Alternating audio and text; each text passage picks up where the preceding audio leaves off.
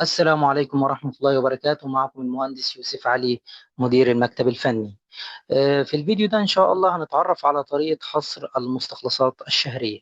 لو أنا عندي مشروع وبدأت بالفعل شغل في مشروع أعمال قطع أو أعمال ردم، إزاي أحصر كمستخلصات شهرية أو مستخلصات جارية للمقاولين اللي عندي، أو لو أنا مقاول إزاي أحصر الكمية بتاعتي.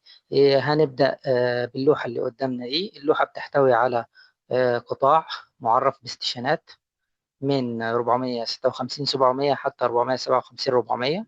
عندي بروفايل تصميمي، عندي كروس سيكشن، وعندي ال ان جي ال او الارض الطبيعيه، وعندي بوينت جروب رفع مساحي برفع مستخلص شهري لكن النقط مش ظاهره. هظهر النقط كبنش مارك، وهنقول ان احنا عايزين الاليفيشن اونلي. ده عباره عن ايه؟ زي ما حضراتكم شايفين ده عباره عن الاسبلت الجاري بتاعي. طب أنا عشان أبدأ أعمل حصر، أول حاجة لازم أعملها لازم يكون عندي الكوريدور. هخفي الكلام ده مبدئيا كده دلوقتي. نن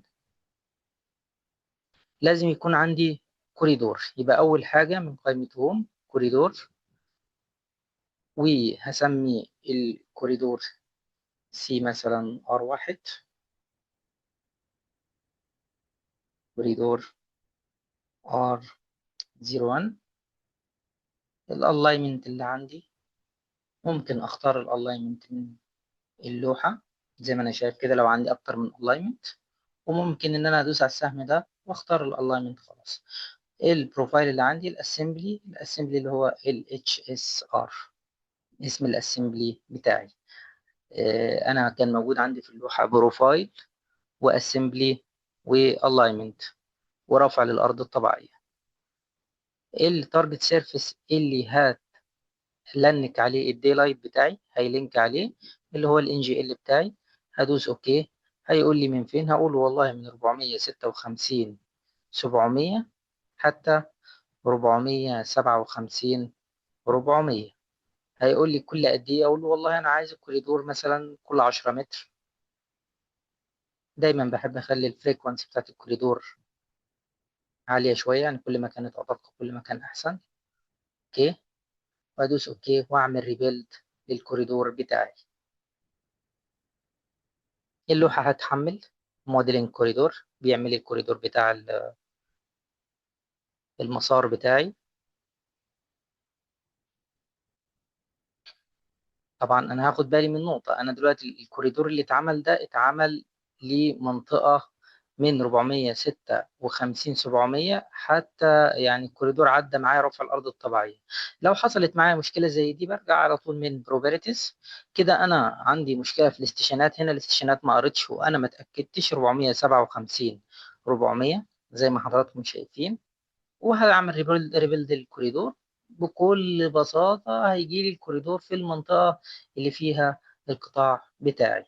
كده أنا عملت الكوريدور في المنطقة اللي هي فيها القطاع بتاعي. الكوريدور غالبا هيكون كله أعمال قطع، لأن أنا زي ما أنا شايف إن بروفايل الأرض الطبيعية كله أعلى من البروفايل التصميمي.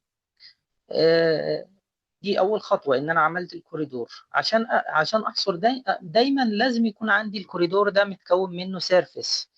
يعني لازم أعمل سيرفيس كوريدور وأقول إن السيرفيس ده هو والله الديتم بتاعي، وبدوس أوكي بخليه بوتوم لينك، وبقول له خد الباوندري بتاعتي من إيه، من حدود الكوريدور. أوكي، ريبلد كوريدور. هاخد بالي إن سطح الكوريدور اتكون بالظبط على الكوريدور. لو أنا عملت أوبجكت فيور عليه زي ما حضراتكم شايفين، ده السطح بتاعي. دي عبارة عن مساطيح في القطع، وده المسار بتاعي. لأن أنا لو بصيت على الكروس سيكشن بتاعي هلاقي إن في حالة القطع في سايد ديتش وفي مساطيح، في حالة الردم في مسطبة ومساطيح أوتوماتيك. طبعا القطاع ده قطاع من مشروع القطار السريع ال HSR. كده أنا عملت أول خطوة إن أنا عملت موديلنج للإيه؟ عملت موديلنج للكوريدور بتاعي. بعد ما اعمل موديلنج للكوريدور بتاعي هعمل سامبل لاين. هسمي السامبل لاين بتاعتي S1. هضيف فيها ال NGL والكوريدور وسطح الكوريدور، وادوس اوكي. هيقول لي عايزها من فين، من يعني الستيشن بتاعتي دي انا عايزها باي رينج اوف ستيشن، عايزها من 456 700 لحد 457 400. اتاكد ان الاستيشنات كلها مظبوطه. 100 متر يمين و100 متر شمال كل 20 متر. واديني في اول، يعني ترو دي معناها ان انا في اول القطاع اديني سامبل لاين، وترو الثانيه في اخر القطاع اديني سامبل لاين، وادوس اوكي. اوكي خلاص، زي ما حضراتكم شايفين ظهر عندي السامبل لاين بتاعتي.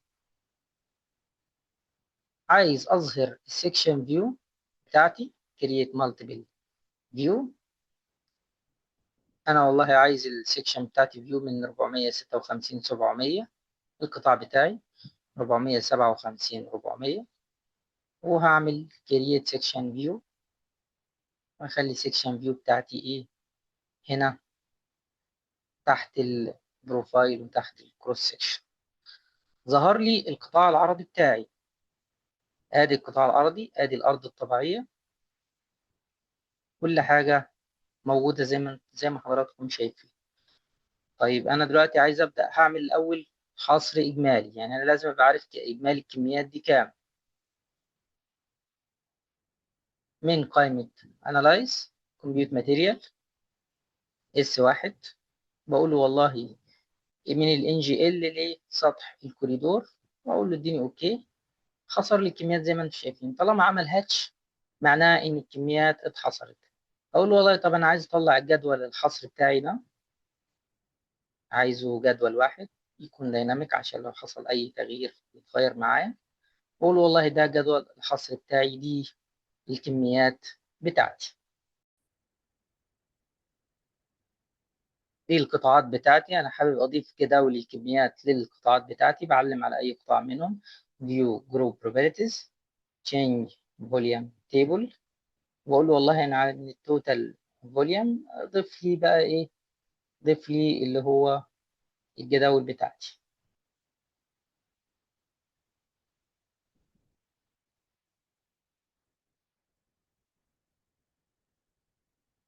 بلاقي ان الجداول بتاعتي اتضافت مرتين. هرجع تاني لل view group properties،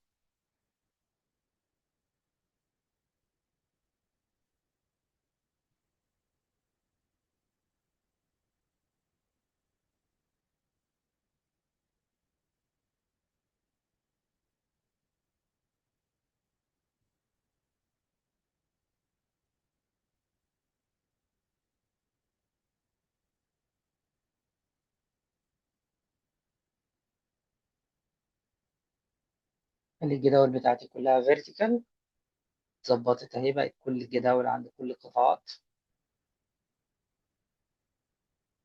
الجدول ما تقسمش، يعني عندي هنا النت فوليوم، النت فوليوم اللي هو فرق الخط من الفيل.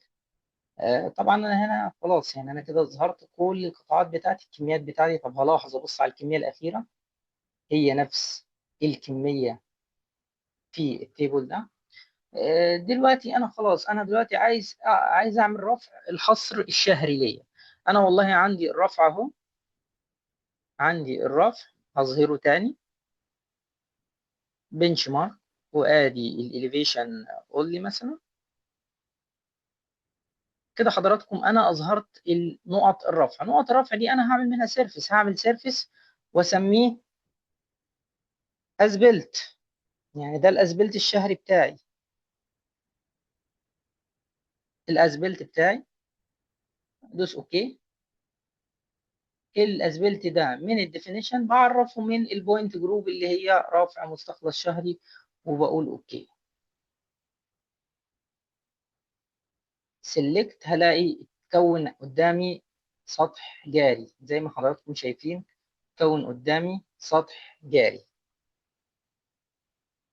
انا دلوقتي عايز ادخل السطح ده على القطاعات وابدا احصر، اشوف الكميه اللي انا نفذتها خلال المده دي. بعلم على السامبل لاين، اي سامبل لاين فيهم، واعمل سامبل مور سورسز، وبضيف الاسبلت ده للاسطح اللي موجوده عندي على السامبل لاين بتاعتي، وادوس اوكي. كده السطح بتاعي ده يعني بقى موجود في السامبل لاين. يعني السامبل لاين تعرف تقرا السطح بتاعي، يعني السطح بتاعي ده هيظهر زي ما حضراتكم شايفين هنا. كل الكلام ده انا مش محتاجه، بحدده وبعمل سيلكت سيميلار، بشيله. ظاهر لي دلوقتي السطح ده هعمله بلون مختلف بحيث ان انا دايما خلاص ادي فيو جروب بروبرتيز هيلز فين اللي هو الاسبلت. الاسبلت هعمل كوبي كارنت سيلكشن واخلي والله اخلي مثلا بلون ايا كان، بلون احمر مثلا عشان دايما افرق ما بين سطح، او هخليه بلون سيان عشان خاطر ايه ما يبقاش مع زي القطع يعني بالهاشت. زي ما انتم شايفين ده سطح الاسبلت بتاعي. يبقى المفروض انا نفذت الكميه دي، يعني الكميه اللي انا نفذتها، الكميه دي اللي انا عامل عليها سيركل، دي الاريا اللي هيتعمل لها ايه، هيتعمل لها انديكيشن. بفتح قائمه انالايز. انالايز هي اللي فيها كل حاجه تخص الايه الحصر. كومبيوت ماتيريال نفس السامبل لاين مش هغيرها، هسمي الماتيريال دي إيه توتال، دي اجمالي الكميات. وهعمل ماتيريال تانية كاتو فيل، هخليها الان جي ال مبدئيا، الان جي ال والكوريدور مبدئيا. وهسمي الماتيريال دي ايه اسبلت، اللي هي الكميات الجاريه. الاسبلت عندي قطع وردم. انا هنا عندي قطع بس، لكن انا يعني هتعامل على اساس ان لو في قطع وفي ردم. عندي الان جي ال والكوريدور ده الكميات الاجماليه. بعمل اد للاسبلت لسطح الاسبلت، وفي حاله القطع بتبقى الان جي ال بلو والكوريدور اباف والاسبلت اباف. الارض الطبيعيه في حاله الكت بينزل المنسوب بتاعها لتحت، فبالتالي المنسوب التصميمي اعلى والاسبلت اعلى. في حاله الجراوند فيل بنزل الاسبلت برضه. حاله الرد الارض الطبيعيه منسوبها اباف، فبالتالي الكل بيلو بيلو. الموضوع ده ثابت في اي حصر جاري، يعني الكونديشن دي هتلاقيها ثابته معايا دايما. بدوس والله اوكي.